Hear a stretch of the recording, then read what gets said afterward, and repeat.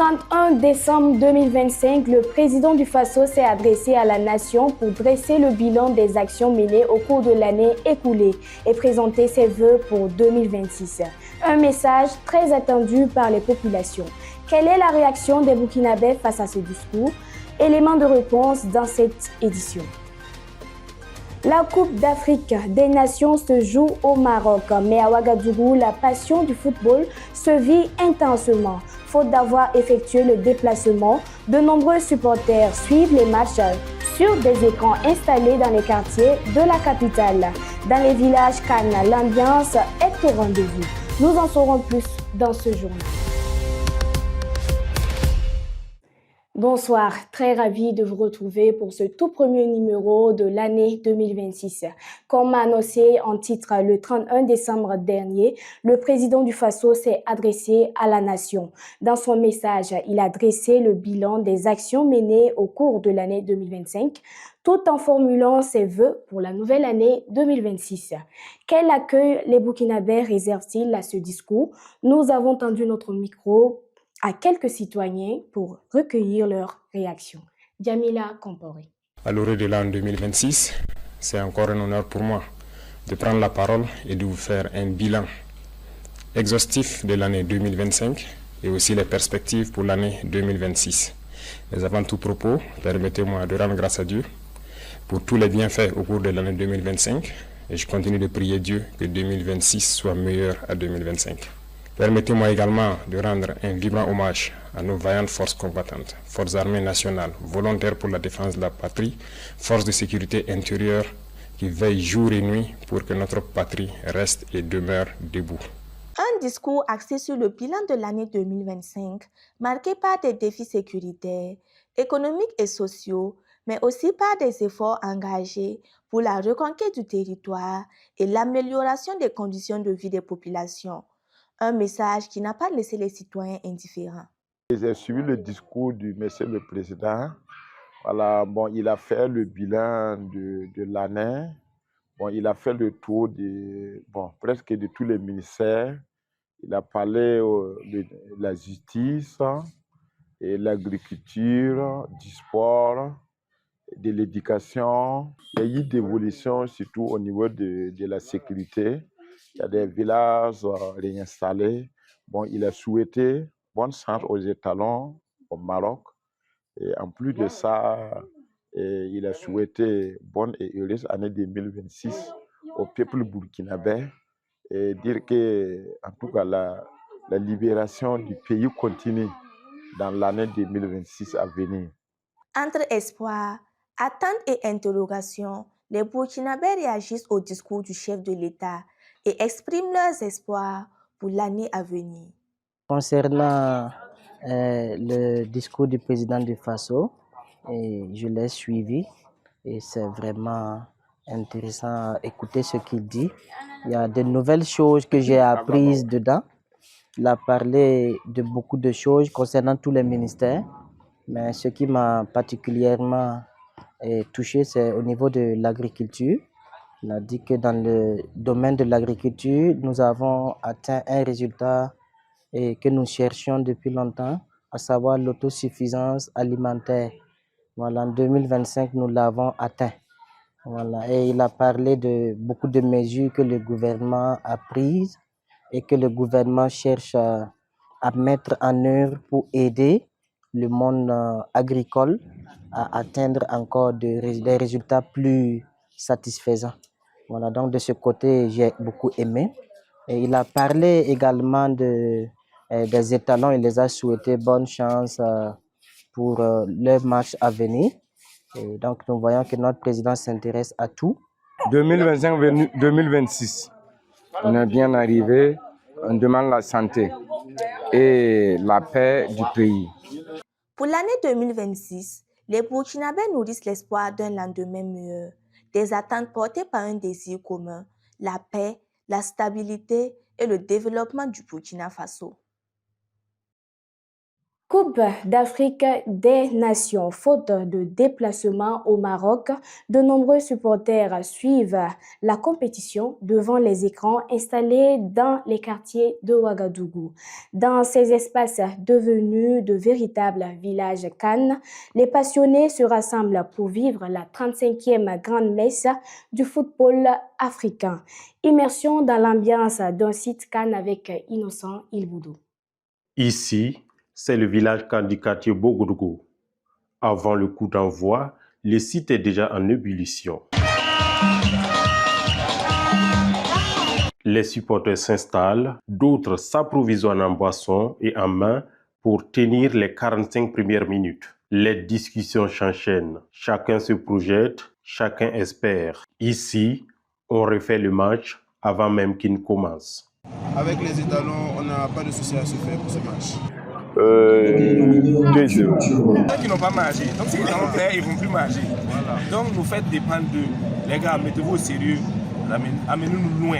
Voilà. C'est tout ce que nous vous demandons. Voilà. Oui, je suis plus confiant que jamais. Mais après, c'est le football, donc il faut vraiment se réserver un peu, voilà, pour le match. Donc on est un peu méfiant. Sinon, on sait qu'on va gagner. Mais méfiant, là, on est méfiant. L'heure des hymnes approche. Un silence.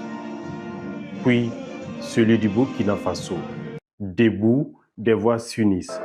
La fierté est la même pour tous. Encourager les étalons au nom du pays des hommes intègres.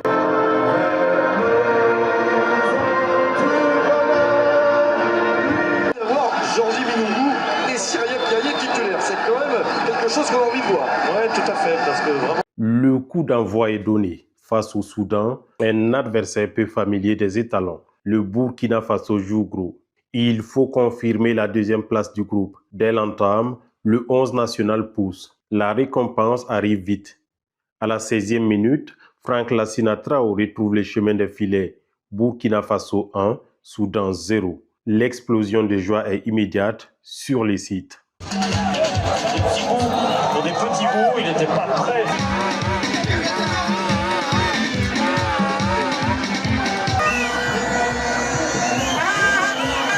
Mais le match réserve encore des émotions. Sur une action litigieuse, le Soudan obtient un pénalty à la 23e minute après une faute d'Hervé Koufi. Un silence s'installe, le souffle est retenu. Moment de vérité. Le numéro 22 soudanais face au portier burkinabé.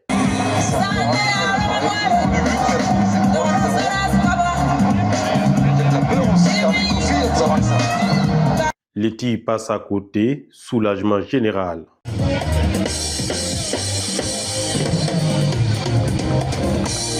Les étalons du Burkina poursuivent leur travail. En seconde période, les efforts finissent par payer. À la 86e minute, Arsène Kouassi double la mise. Burkina Faso 2, Soudan 0. Les supporters s'exultent. aisé à faire alors que arrière droit, on fait souffler quelque peu. Après plus de 90 minutes de jeu, l'arbitre central siffle la fin de la rencontre. La joie envahit le site. Les supporters s'expriment. C'est pas comment dire. Donc vraiment ce soir, le match de ce soir, j'apprécie ça bien. J'ai aimé, on pouvait faire mieux que ça, mais j'ai aimé. Félicitations à les étalons, du courage, que Dieu bénisse le Burkina Faso. Dieu longue vie à toutes les joueurs du Burkina Faso, la partie où la monde nous vaincront. On pouvait faire mieux que ça, mais ça va. Mais actuellement, l'équipe qu'on a, on rêve de l'attraper, montrer, chicoter. C'est la Côte d'Ivoire. Pour ce match de ce soir, vraiment, les étalons sont à féliciter. On les remercie pour ce très beau match qu'ils ont proposé dès l'entame de la première mi-temps jusqu'à la deuxième mi-temps. Vraiment, ils ont fait un match exceptionnel et on les demande d'aller de l'avant et on les encourage davantage. Bon, les étalons pour les précédents, les deux matchs passés, vraiment, le match n'était pas totalement du goût du public burkinabé. Mais pour ce match de ce soir, vraiment, ils ont mouillé le maillot. Ils ont montré un nouveau visage qui était encore un peu méconnu du public burkinabé, bien qu'on les sait que ce sont des bons joueurs. Mais vraiment, pour ce coaching de ce soir, bravo à Brahma, bravo à toute l'équipe. Le Burkina Faso valide son billet pour le second tour en terminant deuxième du groupe derrière l'Algérie. Rendez-vous est pris le 6 janvier prochain pour le duel Côte d'Ivoire-Burkina Faso.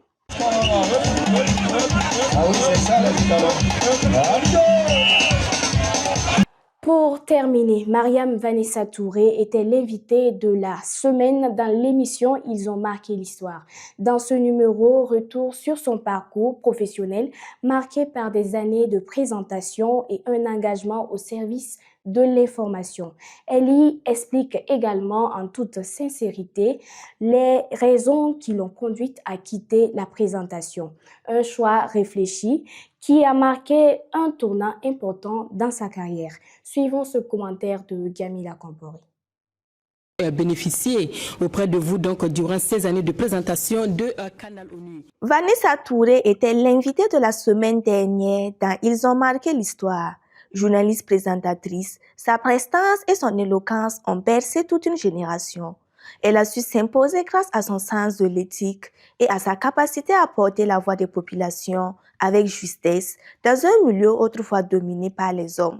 Présentatrice à la RTB, c'est lorsque j'étais en année de licence de lettres modernes. La RTB a lancé un test de recrutement d'une téléspeakerine, une présentatrice de programme. C'est un métier qui a disparu aujourd'hui. Oui. Voilà. Donc, je me suis dit que c'était une opportunité pour intégrer donc la RTB. À l'époque, c'était la seule chaîne voilà, télévisuelle qui existait. Oui. Donc, j'ai passé le test. Et c'est comme ça que j'ai été admise au test. Et on était 3. Moi, j'étais la seule retenue. Et puis, il y avait 2 qui étaient en attente. Et puis, bon, finalement, on a fait la formation ensemble. Et c'est comme ça que j'ai pu intégrer la RTB. Après plusieurs années à la présentation, Mariam Vanessa Touré a décidé de quitter la présentation pour plusieurs raisons. J'étais partagée. Près d'une vingtaine d'années à l'antenne. Et c'était le dernier journal. Je me demandais est-ce que j'ai pris parce que c'est moi qui ai décidé d'arrêter, de partir. J'étais dans le doute, est-ce que j'ai pris la bonne décision? Est-ce que je pourrais facilement me défaire donc de la télé après plus de 20 ans? Donc il y avait ça. Et puis il y avait cet amour que j'avais reçu aussi du public qui me suivait surtout parce que j'avais annoncé mon départ. Donc il m'a suivi sur toute la semaine de présentation et c'était le dernier jour. Donc j'avais beaucoup d'émotions. Il y avait le trop plein. Voilà, il y avait trop de frustration. À un certain moment, j'étais fatiguée et il me fallait sauver ma santé mentale. C'est pour ça que j'ai décidé de partir. Sa fonction de présentatrice terminée, Mariam Vanessa Touré a poursuivi des aventures à l'international. Dans la prochaine édition de ce samedi, vous aurez plus de détails. Retrouvez l'intégralité des émissions Ils ont marqué l'histoire sur la chaîne YouTube de Fatima Web TV. Voilà, c'est la fin de ce grand journal, la fin aussi d'une grande aventure pour moi. Avant de refermer ce journal, toute l'équipe de Fatima Web TV tient à adresser ses vœux les plus sincères à tous nos abonnés pour la nouvelle année 2026. L'année 2025 a été marquée pour nous par une perte douloureuse, celle de notre directeur de publication. Pour l'année 2026, nous choisissons l'espoir, la résilience et l'engagement à continuer le travail avec professionnalisme et dévouement. Très bonne et heureuse année à toutes et à tous.